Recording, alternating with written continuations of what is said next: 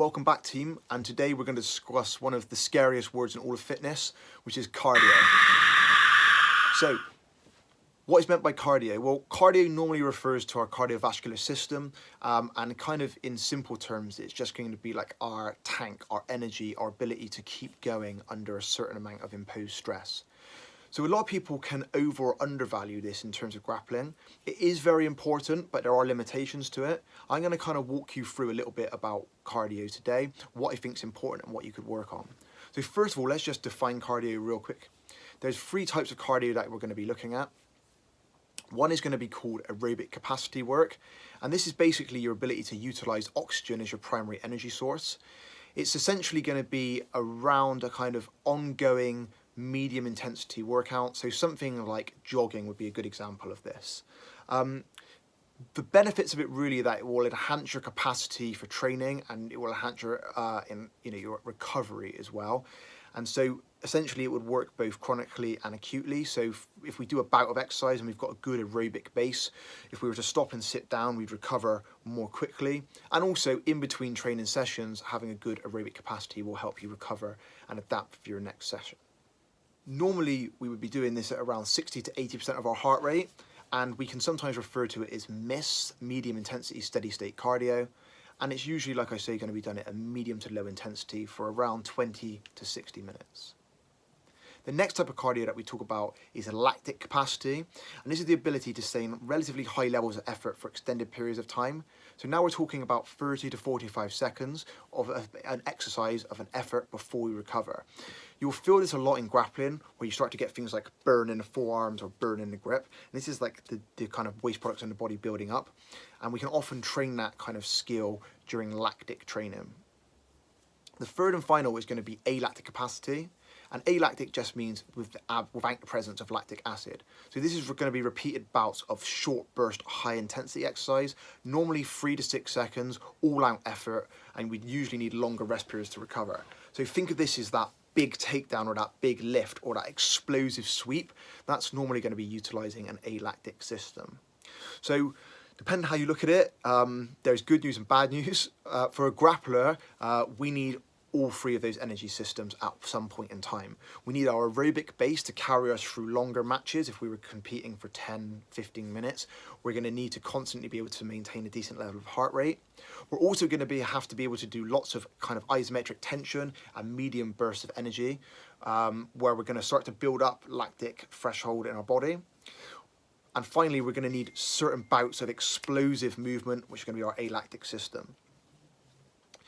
This is often overall umbrellaed in the idea of a gas tank. So people will say like, oh, my gas tank needs work. And what they're referring to really is their work capacity. The issue with gas tank is that it kind of can get skewed. So what happens is, and what I've had in the past, I had one athlete in particular who actually was MMA focused, who was so focused on gas tank being the big thing that it took away from other elements. So the example of this really is that you feel like I kind of need to have the biggest gas tank possible, the biggest engine possible, so I can keep working. The thing is that gas tank is situational. So to give you guys like a personal example of this, when I roll with some of my white belts, no names mentioned, I can feel like I've got the best gas tank on earth because my skill level exceeds them. So I can kind of control the pace of the match. I most of the time will get my way, so I can feel like I'm very physically fit during that match. Now, if I look at the other end of the spectrum, when I go and train with one of my coaches, Ash Williams, I can feel like I've got the worst gas tank on earth because he's a very high level black belt and he can pretty much do what he wants to me. So I could go away from that match or from those rounds with Ash thinking, my gas tank's absolutely crap, I need to work on that loads. So I could in the same day be rolling with two different people and that could throw me off in terms of, is my gas tank actually good or is it bad? This can also be exactly the same instance when we have somebody that has more athletic capacity, somebody is stronger and more powerful. It can feel like your gas tank is suffering because they're so dominant in terms of their strength. Now, it's not to say that gas tank is not important, it is super important, but it cannot be a replacement for skill. We can't just outfit somebody if their skill level is going to be superior to ours. So one of the things that's important is making sure that our gas tank, just like our strength, is backing up our skill. It's allowing us to grapple in the way that we want to grapple, and we shouldn't feel like the limitation on our grappling is the fact that we're tired all of the time. One caveat to this though, which I think is interesting to consider, is that I've very rarely had an athlete come out of the cage or come off of the mat and say to me, that guy's gas tank was insane. Can you ever hear anyone saying that to you? Maybe very occasionally, or in retrospect when you look at a match, you might appreciate somebody's gas tank, but more often than not, somebody will come off of the mat, out of the cage, out of the arena and say, that guy was so strong, that guy just felt so strong the whole time. The reason that's a deal is because when somebody feels stronger, it can restrict your ability to exert your technique and strength, and it can also make your gas tank work double time. So although it's important to work gas tank, if our skill level is high and our strength level is high, a lot of the time our gas tank will be backed up nicely by those things, and it doesn't need to be through the roof because we can use our skill and our physical attributes and strength to control a fight and be able to dictate our pace. Now, one of the things that's important to focus on when we try and do cardio for BJJ is exactly what type of cardio we're doing and when we do it. So when we're trying to adapt a skill, like say for example strength, our cardio can pull away from it. So this is basically referred to as the interference effect. I'm not going to go deep into this now, guys, but the way I would describe it is that we want to be doing cardio that is quite closely linked to what we're trying to achieve BJJ. So what a lot of people will do is they'll be doing BJJ, which requires some level of aerobic activity, and then a lot of this alactic and lactic capacity. They feel like they need to get fitter, so they start going out for an hour run. Now, credit to them for the energy and effort to go out and do that.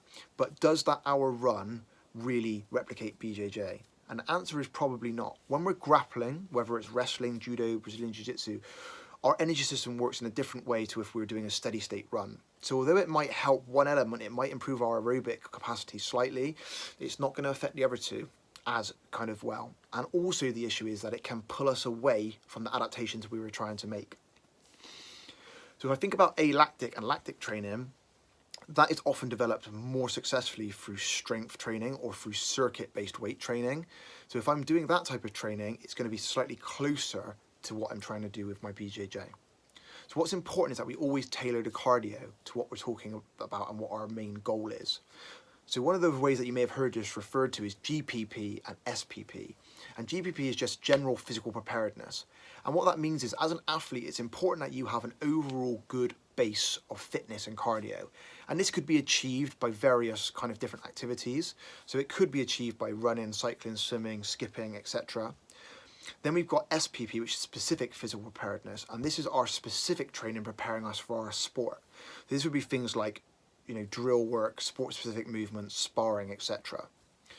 What I like to do and what I would recommend is to try and get your GPP to a level which is good, but try and use as many sport-specific movements or sport-specific training principles as possible, so that we're kind of all putting all of our forces and all of our energy in the right direction. So right now, what I'm going to do is I'm going to give you a drill which is going to help you work on all of those energy systems. It has a great carryover to grappling. You can do it at home or in the gym or in the park. So it's a pretty cool drill, guys, and you're going to realize that your new favorite training partner is a towel. All right, guys, it's going to look pretty crazy, but trust me, this is going to be a savage drill hitting all of our three cardiovascular systems.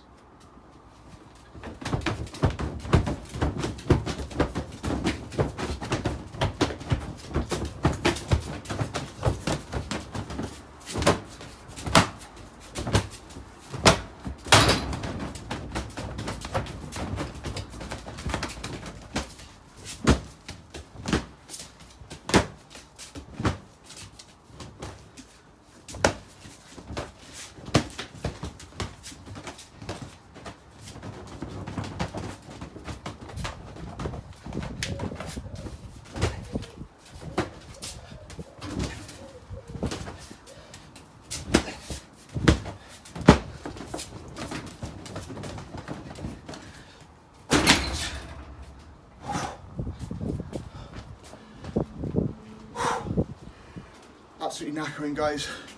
Loads of pump in the arms, hitting the heart rate and lungs. Give it a go, guys.